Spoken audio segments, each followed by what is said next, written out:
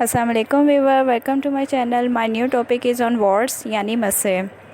ये ऐसा मर्ज़ है जो चेहरे या जिस्म के किसी भी हिस्से के ऊपर छोटे छोटे नुकीले दाने, छाले या गोभी के फूल की मानिंद उभरे हुए दानों की शक्ल में नुमायाँ नज़र आते हैं।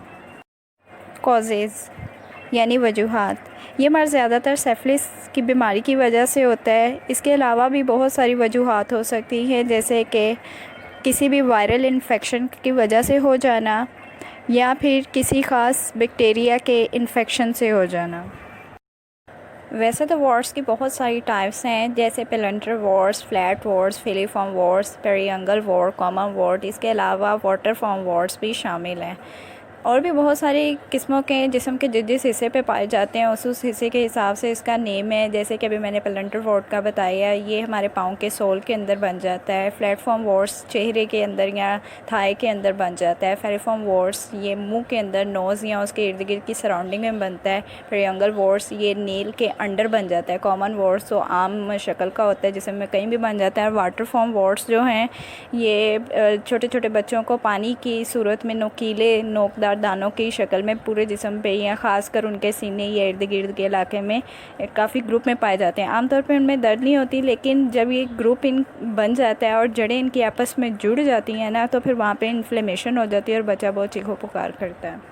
हर तरह के वार्ड्स की अलग रीज़न होती है। जैसे मैंने अभी कॉमन वार्ड्स का जिक्र किया है तो उसकी रीज़न पापिलोमा वायरस है। इसी तरह मैंने वाटरफॉर्म वार्ड्स का जिक्र किया तो उसकी रीज़न पॉक्सी वायरस है। तो ये डिपेंड करता है कौन सा तरह का वायरस है तो उसकी किस तरह की इन्फ्लेमेशन है, किस वायरस से ये लिंक्ड है। समटाइम इसकी रीज़न सिफिलिस होती है, वायरल इन्फेक्शन नहीं होता।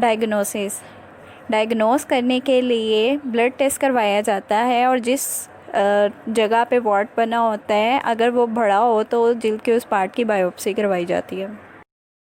मेडिसन। होम्योपैथिक ट्रीटमेंट के तौर पे जो मेडिसिन यूज़ की जाती हैं उनमें थ्यूजा 200 और कॉस्टिकम 200। ये दो कतरे आपने 1 घूंट पानी में रात को इस्तेमाल करने हैं। इसके अलावा सुबह और दोपहर में आपने थ्यूजा 30, सल्फ़र 30, एसिड नाइट्रिकम 30, एंटीमोनियम क्लोरम 30, ये चारों मेडिसिन आपने इनके 3-3 कतरे 1 घूंट पानी के अंदर सुबह और दोपहर में इस्तेमाल करने हैं।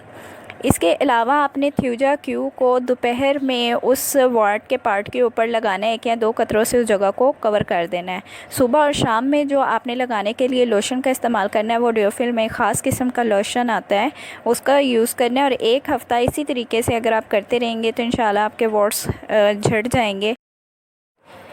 एक्स्ट्रा मेडिसिन के तौर पे जो रिकमेंड की जाती हैं उनमें कालकेरिया काब, नेट्रम म्यूर, कैलीम्यूर वगैरह शामिल हैं। कालकेरिया काब जैसे कि आज ऐसे मसे होते हैं जिनके अंदर ख़ारिश होती है, डंग लगने का एहसास होता है, इन्फ्लेमेशन काफ़ी हो जाती है, तो उनके लिए कालकेरिया काब 30 एक्स्ट्रा मेडिसिन के तौर पे रिकमेंड की जाती है। अब बाज़ ऐसे पेशेंट्स होते हैं जिनके हथेलियों के ऊपर वार्ट्स बन जाते हैं तो उन्हें नेट्रम म्यूर 30 साथ दे दी जाती है।